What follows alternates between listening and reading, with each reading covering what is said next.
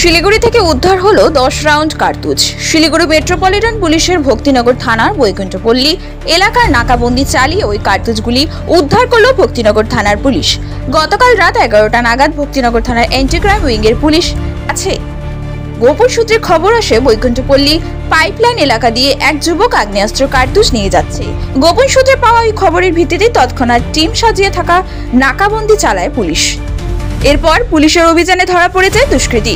তার হেফাজত থেকে উদ্ধার হয় 10 রাউন্ড 7.2 mm এর কার্তুজ। ধৃতের নাম রাকেশ মিস্ত্রি। ধৃত খোলাচাঁদ ফাপড়ি এলাকার বাসিন্দা। ধৃত কি কারণে ওই কার্তুজ সংগ্রহ করছিল এবং কার কাছ থেকে এই কার্তুজ সংগ্রহ করেছে সমস্ত বিষয় খতিয়ে দেখছে ভক্তিনগর থানার পুলিশ। ভক্তিনগর থানার পুলিশ সূত্রে জানা গিয়েছে অভিযুক্ত এর আগেও বেশ কিছু সমাজ বিরোধী কার্যকলাপের কারণে পুলিশের হাতে গ্রেপ্তার হয়েছিল। ধৃতকে আজ জলপাইগুড়ি আদালতে পাঠায় ভক্তিনগর থানা।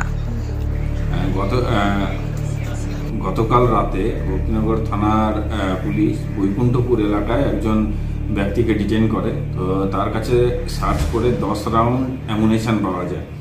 তো তারপরে তাকে গ্রেপ্তার করে এফআইআর স্টার্ট হয়। আজকে তাকে কোর্টে প্রডিউস করা হচ্ছে, তাকে রিমান্ড নেওয়া হবে ফার্দার ডিটেল জানার জন্য।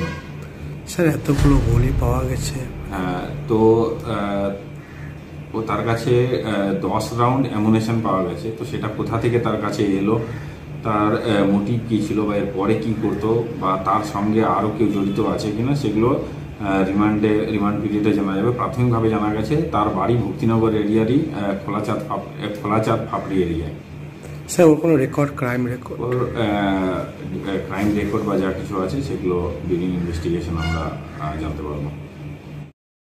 নতুন নতুন আপডেট পেতে সাবস্ক্রাইব করুন নিউজ আপ ডেইলি।